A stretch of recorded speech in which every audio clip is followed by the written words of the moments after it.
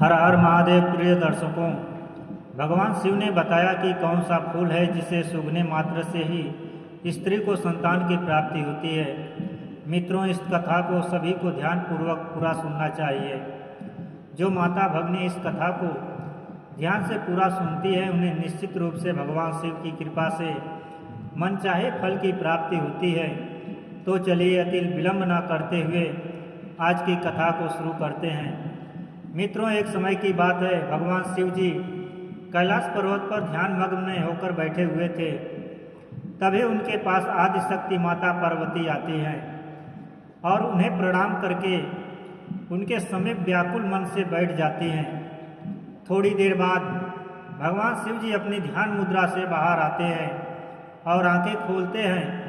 फिर वह माता पार्वती से कहते हैं, हे देवी पार्वती, क्या बात है, आज तुम बहुत व्याकुल हो। तभी माता पार्वती कहती हैं, हे स्वामी, आज मैं जब पृथ्वी लोक पर दृश्य देख रही थी तो मैंने एक अद्भुत दृश्य देखा, जिसे देखकर मेरा मन विचलित हो उठा और मेरे हृदय में ममता की मोह जागृति हो उठी। माता पार्वती की बात सुनकर भगवान शिव जी बोले, हे देवी, आज आपने पृथ्वी लोक पर ऐसा कौन सा दृश्य देख लिया है जिसे देखकर आपका मन व्याकुल हो उठा? आप हमें निसंकोच होकर बताएं। तभी माता पार्वती कहती है, हे नाथ, पृथ्वी लोक पर उज्जैन नगर में आपका एक अत्यंत ही सुंदर मंदिर है। उस मंदिर में आपकी पूजा के लिए लाखों भक्त आते हैं। हे प्रभु, उस मंदिर में मैंने देखा एक स्त्री पुत्र प्राप्ति के लिए आपकी पूजा कर रही थी और जोर जोर से विलाप कर रही थी। ऐसा हृदय विदारक दृश्य देखकर मेरा हृदय करुणा से भर गया। हे प्रभु, जिन माता पिता की कोई संतान नहीं है, जिनकी गोद एक पुत्र के बिना सुनी है, ऐसे माता पिता की गोद कैसे भर सकती है और किस प्रकार से उन्हें पुत्र की प्राप्ति हो सकती है? हे प्रभु, कृपया आप मेरे इस प्रश्न का उत्तर देकर मेरे इस व्याकुल मन को शांत कीजिए। मित्रों, आदिशक्ति माता पार्वती का प्रश्न सुनकर भगवान शिव जी कहते हैं, हे देवी, आज आपने संसार की माताओं के कल्याण के लिए अत्यंत ही सुंदर प्रश्न पूछा है। हे देवी, आज मैं तुम्हें एक ऐसे अद्भुत फूल के बारे में बताऊंगा जिसे सूंघने मात्र से ही स्त्री को पुत्र की प्राप्ति हो जाती है। तभी माता पार्वती कहते हैं, हे प्रभु, वह कौन सा फूल है जिसे सूंघने मात्र से ही निसंतान माता को संतान की प्राप्ति हो जाती है, और उस फूल को किस प्रकार से प्राप्त किया जा सकता है? तभी भगवान शिव जी कहते हैं, हे देवी, यह सब जानकारी मैं तुम्हें एक छोटी सी कथा के माध्यम से देना चाहता हूँ, जिसे सुनने के बाद आपको आपके प्रश्न का उत्तर मिल जाएगा। मित्रों, कथा प्रारंभ करने से पहले आप सभी से निवेदन है कि इस कथा को प्रारंभ से अंत तक अवश्य सुनना, तभी आपको इस कथा को सुनने का लाभ प्राप्त होगा। मित्रों, मैं आदिशक्ति माता पार्वती से प्रार्थना करता हूँ कि जो भी श्रोतागण इस कथा का श्रवण कर रहे हैं, आप उनके सभी मनोरथ पूर्ण करना और उन पर अपनी कृपा दृष्टि बनाए रखना। मित्रों, भगवान शिव जी कथा प्रारंभ करते हुए कहते हैं, हे देवी, अनेकों वर्ष पहले की बात है। एक गांव में दीनानाथ का एक साधारण सा किसान रहता था। उस किसान की 3 बेटियां थीं। किसान ने जैसे तैसे करके 2 बेटियों का विवाह कर दिया था और सबसे छोटी बेटी, जिनका नाम बिमला था, उसका अभी विवाह नहीं हुआ था। बिमला बहुत ही सुंदर और समझदार थी। बिमला भगवान शिव की अनन्य भक्त थी। वह प्रतिदिन उनकी पूजा आराधना करती थी। आगे भगवान शिव जी कहते हैं, हे देवी पार्वती, किसान ने जिन 2 बेटियों का विवाह किया था, उन दोनों बेटियों को पुत्री थी, उन्हें कोई पुत्र नहीं था। किसान की सबसे छोटी बेटी बिमला की अभी तक शादी नहीं हुई थी। किसान इस बात को लेकर बड़ा चिंतित रहता था कि अभी तक दोनों बेटियों का कोई पुत्र नहीं हुआ है। लगता है कि हमारी छोटी बेटी को भी कोई पुत्र नहीं होगा। यह सोचकर वह उदास हो जाता था और मन ही मन सोचता रहता था कि जिस प्रकार से मुझे किसी पुत्र की प्राप्ति नहीं हुई है, उसी प्रकार मेरी तीनों बेटियों के भाग्य में पुत्र प्राप्त का सुख नहीं मिला लिखा है। फिर उस किसान ने अपनी बेटी की ओर देखते हुए सोचने लगा, विवाह होने के बाद अगर इसे भी पुत्र की प्राप्ति नहीं हुई तो मैं लोगों को क्या मुंह दिखाऊंगा, लोग पता नहीं मेरे बारे में क्या सोचेंगे। मित्रों, वह किसान जब भी खेतों में काम करने जाता, वह अपनी मदद के लिए अपनी सबसे छोटी बेटी बिमला को साथ में लेकर जाता था। एक दिन किसान जब खेत में काम कर रहा था तो गर्मी के कारण उसने अपने कुछ वस्त्र उतारकर खेत के किनारे रख दिए और खेत में काम करने लगा। जब उसका काम खत्म हो गया तो किसान ने अपनी बेटी बिमला से कहा, अरे बेटी बिमला, जाओ, हाँ मैंने जो वस्त्र रखे हैं उन्हें लेकर तो आना जरा। किसान के कहने पर वह कपड़े लाने चली गई। तभी उसने देखा कि उसके पिता के कपड़ों पर एक सर्प कुंडली मारकर बैठा हुआ था। वह उस सर्प को उठाना नहीं चाहती थी, इसलिए वह वापस अपने पिता के पास गई और उसे बताया, पिताजी, आपके कपड़ों के ऊपर तो एक सर्प कुंडली मार करके बैठा हुआ है। अब आप ही बताइए कि मुझे क्या करना चाहिए। अपनी बेटी की बात सुनकर उस किसान ने अपनी बेटी से कहा, बेटी उस सांप को वहाँ से उठाकर सावधानी से फेंक देना और मेरे कपड़े लेकर आना। इतना कहकर वह किसान खेत से घर की तरफ चल देता है। मित्रों, आगे की कथा सुनाते हुए भगवान शिव जी कहते हैं, हे देवी पार्वती, वह लड़की अपने पिता की बात मानकर उस सर्प के पास गई और बहुत ही मधुर स्वर में कहा, हे नागराज, सर्प देवता, क्या आपको आराम करने के लिए कोई मुलायम बिस्तर जैसे जगह चाहिए? बिमला के मुख से यह बात सुनकर वह सर्प बहुत ही मैत्रीपूर्ण आंखों से बिमला की ओर देखने लगा। उस सर्प को देखकर बिमला समझ गई कि यह कुछ कहना चाहता है। फिर वह उस सर्प के भाव को समझ गई और उसके लिए घास फूस इकट्ठा करके एक आसान बना दिया और उसके ऊपर उस सर्प को बैठा दिया और फिर उस सर्प से कहा, हे नागराज, अब आप इस मुलायम जगह पर विश्राम करो। इतना कहकर किसान की बेटी बिमला अपने पिता के वस्त्र लेकर घर की ओर जाने लगी। तभी उस सर्प ने बिमला से कहा, हे सुंदरी, क्या तुम प्रतिदिन मेरी सेवा में आना चाहोगी? मैं जानता हूँ तुम्हारे पिता बहुत ही गरीब हैं और वह मुझे दूर फेंकवाना चाहते थे, क्योंकि उन्हें उनके कपड़े मिल सके। हे सुंदरी, तुम बहुत साफ हृदय वाली लड़की हो, मैं तुम्हें पसंद करता हूँ। यदि तुम प्रतिदिन मुझे अपने साथ घुमाने ले जाओगी तो मैं तुम्हें बदले में कुछ सारा धन दूंगा। फिर उस सर्प ने अपनी सच्चाई किसान की बेटी से बताते हुए कहा, हे सुंदरी, मैं एक राजकुमार हूँ। साधु महात्मा के श्राप के कारण मैं 3 वर्ष के लिए सर्प बन गया हूँ। यदि तुम 3 वर्ष तक मेरी सेवा करोगी तो मुझे इस श्राप से छुटकारा मिल जाएगा और फिर राजकुमार बनते ही मैं तुम्हारे साथ में विवाह भी कर लूँगा। उस सर्प की बात को मानकर हामी भर दी और फिर बिमला उसे प्रतिदिन घुमाने के लिए तैयार हो गई और उस सर्प से बोली, हे राजकुमार, मुझे आपकी शर्त मंजूर है। आप जैसा बोल रहे हैं अब मैं वैसा ही करूँगी। इतना कहकर वह उस सर्प को वचन देकर अपने घर चली गई और अगले दिन सुबह उठकर वह अपने पिता के पास गई और बोली, पिताजी, मैंने हर प्रकार का कहना मानती आई हूँ, अपितु मैंने अपनी और आपकी गरीबी देखी है। मैं काफ़ी समय से घर पर रह चुकी हूँ, अब मैं दुनिया में अपनी किस्मत आजमाने जा रही हूँ। कृपया आप मुझे जाने की अनुमति दें। अपनी बेटी की यह बात सुनकर किसान को गुस्सा आ गया। वह अपनी जवान बेटी को कहीं नहीं जाने देना चाहता था, इसलिए उसने अपनी बेटी को जाने की अनुमति नहीं दी। लेकिन किसान की बेटी बिमला अपने पिता से जिद करके घर से बाहर निकल गई और उस सर्प से मिलने चल देती है, क्योंकि उसने उस सर्प से वादा किया था। थोड़ी देर बाद वह सर्प के पास जा पहुंची। बिमला को देखकर वह सर्प बहुत प्रसन्न हुआ और बोला, अब तुम आ गई हो तो मुझे थोड़ा इधर उधर घुमाने के लिए ले चलो।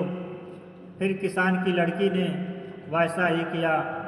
उसने उस सर्प को अपने साथ लिया, उसे घुमाने के लिए चल देती है। उस सर्प को घुमाने के बाद जब वह उसे लेकर वापस जंगल में आती है तो वह देखती है कि उसके सामने एक शानदार महल जंगल में अचानक से प्रकट हो गया।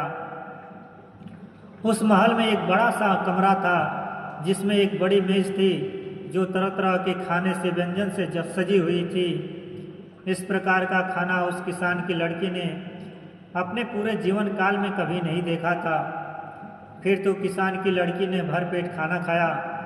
खाना खाने के बाद वह सोने के लिए अपने बिस्तर पर चली गई और फिर रोजाना हर दिन वह 1-1.5 घंटे के लिए उस नाग को अपने साथ रखती।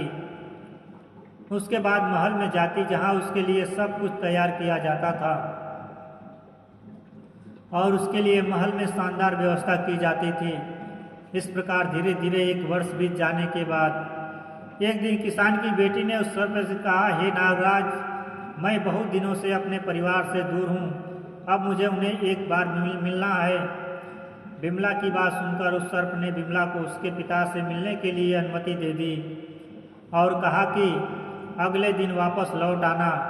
इस प्रकार किसान की लड़की ने अपने पिता और अपनी दोनों बहनों के लिए सोने चांदी के आभूषण और अन्य बहुमूल्य सामान लेकर अपने घर की तरफ चल देती है। कुछ समय बाद जब वह इतना सारा धन लेकर अपने पिता के पास पहुंची तो उसके पिता और उसकी बहनें इतना सारा धन देखकर आश्चर्यचकित रह गई और वह सब जानना चाहते थे कि इतना सारा धन इसे कहाँ से मिला, इसका मालिक कौन है। लेकिन उस लड़की ने उन्हें कुछ भी नहीं बताया क्योंकि उस सर्प ने बिमला को यह बात बताने से मना किया था। मित्रों, किसान ने सच्चाई जानने के लिए बिमला से कई बार पूछा लेकिन बिमला ने अपने पिता को कुछ नहीं बताया।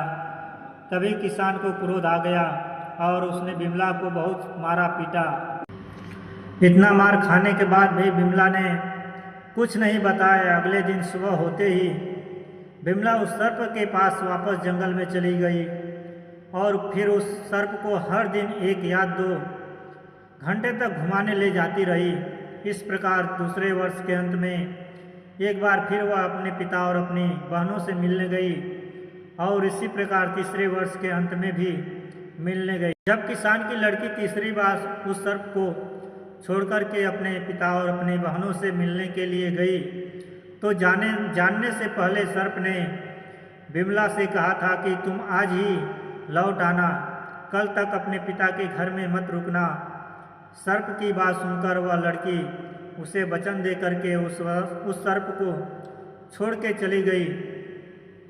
इधर जब वह लड़की अपने पिता के पास पहुंची तो उसके पिता और उसकी बहनों ने इस बात पर जोर दिया कि जो धन वह अपने साथ लेकर आई है उसका असली मालिक कौन है और तू किसके यहाँ पर काम करती है। अपने पिता और बहनों के पूछने पर बिमला ने उन्हें कुछ भी नहीं बताया। इस बात से उसके पिता को गुस्सा आ गया और उसने बिमला को एक कमरे में ले जा करके बंद कर दिया। जैसे तैसे करके बिमला कमरे से बाहर निकली और भागते हुए जंगल में जा पहुंची। लेकिन जब तक वह घर से जंगल में लौटी तब तक बहुत देर हो चुकी थी। वह सर्प अब वहाँ पर नहीं था। वह घबरा के इधर उधर उस सर्प को खोजने लगी। उसने जंगल में सभी जगह देखा किंतु उसे वह सर्प नहीं मिला और जिस महल में वह उस सांप के साथ रहती थी वह भी गायब हो चुका था। मित्रों, जब वह अपने पिता के घर गई थी उसी दिन उस सांप के श्राप के 3 वर्ष पूरे हो गए थे और वह सांप फिर से राजकुमार रूप में बदल गया था और वह अपने राज्य के वापस चला गया था। इधर उस सांप को जंगल में न पाकर बिमला बहुत दुखी होती है और अपनी दोनों बहनों और पिता को कोसने लगती है। आज अगर मेरे पिता और बहनों ने मुझे बंदी न बनाया होता तो नागराज रूपी राजकुमार मेरे पास हमेशा के लिए होता। फिर वह अपने मन में निर्णय लेती है कि वह उस सर्प को खोज कर रहेगी चाहे जो हो जाए। मित्रों, इतना सोचकर वह उस सर्प को खोजने के लिए चल देती है। उस सर्प को ढूंढते ढूंढते उसे जंगल में एक झोपड़ी मिलती है। वह उस झोपड़ी के पास पहुंचकर आवाज़ लगाती है। तभी उसके अंदर से एक बुढ़िया निकलकर बाहर आती है। बिमला ने उस बुढ़िया से रात भर रुकने के लिए आश्रय मांगा और बुढ़िया को सारी बात बताई। फिर बुढ़िया ने उसका बहुत ही प्रेम से स्वागत किया, उसे रहने के लिए आश्रय दिया।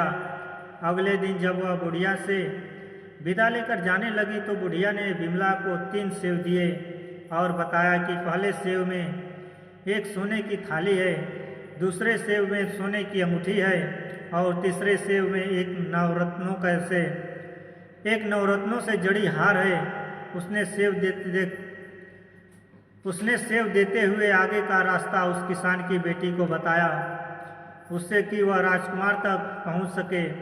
उसके बाद बिमला ने उस बूढ़ी औरत का धन्यवाद किया और वहां से आगे बढ़ गई।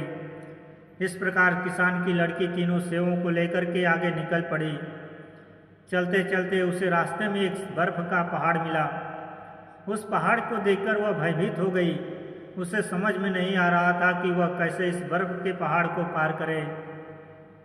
तभी उसे कुछ ही दूरी पर एक लोहार दिखाई दिया। वह उस लोहार के पास जाकर मदद मांगने लगी। लोहार को उस पर दया आ गई और उसने पहाड़ पर चढ़ने के लिए उसे एक औजार बनाकर दे दिया। औजार के सहारे उसने पहाड़ पार कर लिया। मित्रों, पहाड़ पार करते ही बिमला को एक अत्यंत ही सुंदर राज्य दिखाई दिया जहाँ पर वह राजकुमार रहता था। मित्रों, यह उसी राजकुमार का राज्य था जो श्राप के कारण सर्प बना हुआ था, जिसे बिमला प्रतिदिन जंगल में घुमाने ले जाती थी। इधर वह राजकुमार जो था पहले से ही विवाहित था। उसकी एक खूबसूरत पत्नी थी।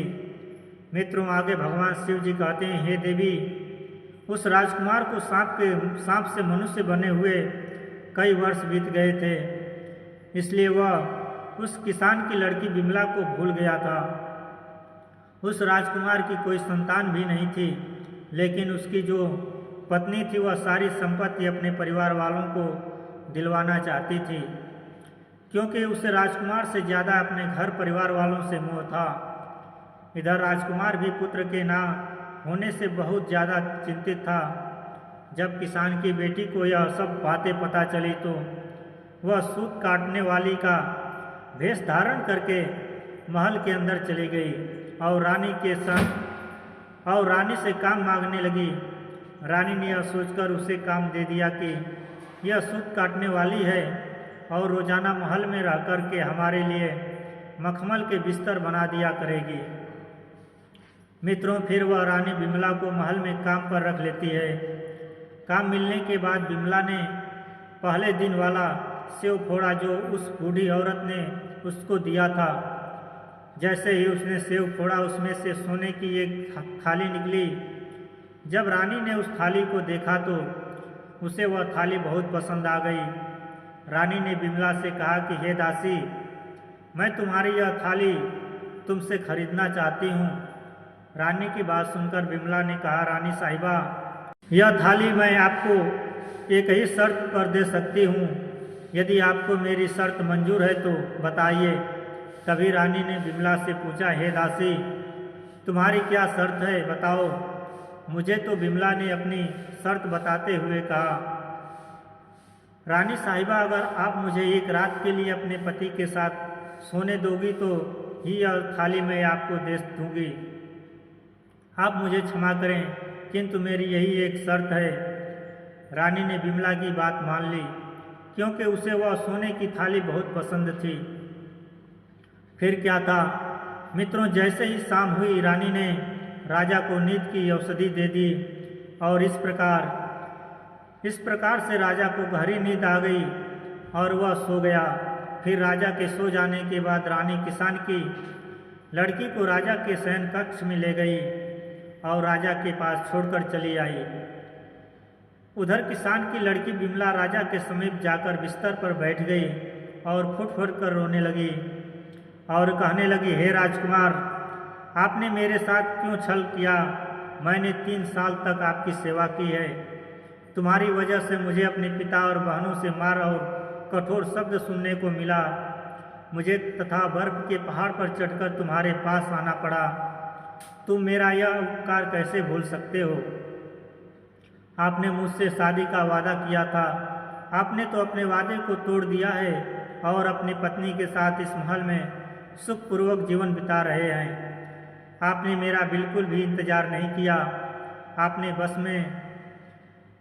अपने बस में तो आने ही वाली थी। राजकुमार नींद में था, क्योंकि रानी ने उसको नींद की औषधि खाने में खिला दिया था ताकि वह उस किसान की लड़की से बात ना कर सके।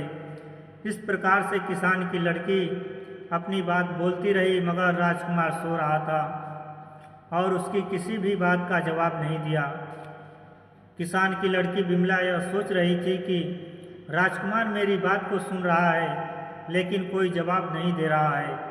और इस प्रकार राजकुमार से बात करते करते सुबह हो गई। सुबह होते ही रानी राजकुमार के कक्ष में आई और बिमला को शयन कक्ष से बाहर ले गई। मित्रों, राजा इतनी गहरी नींद में था कि उसे कुछ भी समझ में नहीं आया। अगले दिन बिमला ने दुखी होकर दूसरा सेव लिया और उसे फोड़ा, तो उसमें से हीरे की अंगूठी निकली, जो देखने में बहुत ही सुंदर थी। जब रानी ने उस अंगूठी को देखा तो उसके मन में लालच आ गया और उसने बिमला से उसे बेचने के लिए कहा।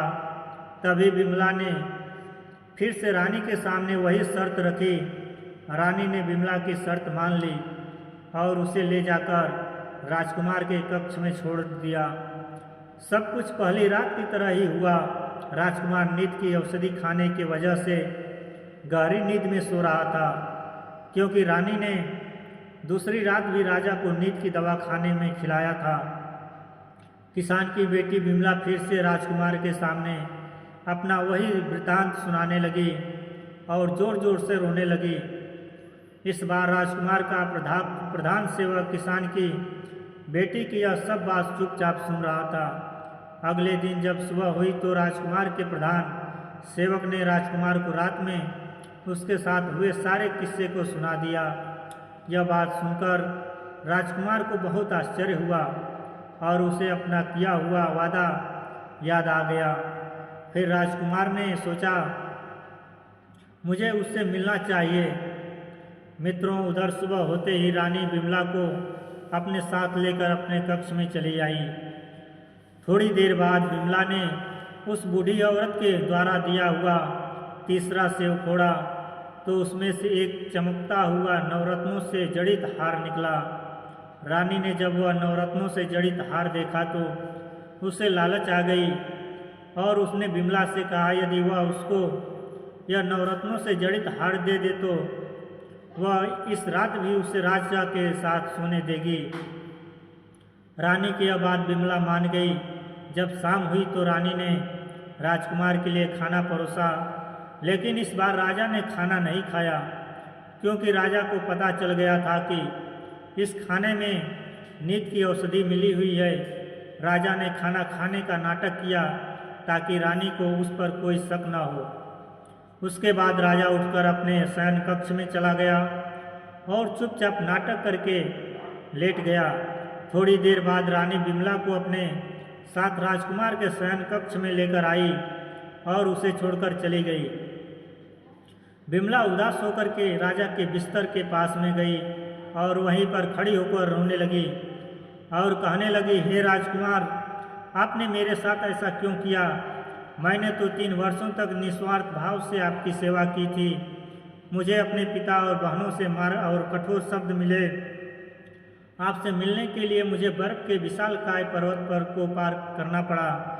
साथ ही आपको ढूंढने के लिए जंगलों में इधर उधर भटकना पड़ा। आप यह सब कुछ कैसे भूल गए? आप यहाँ अपनी पत्नी के साथ महल में सुखपूर्वक जीवन जी रहे हो। अब मेरा क्या होगा?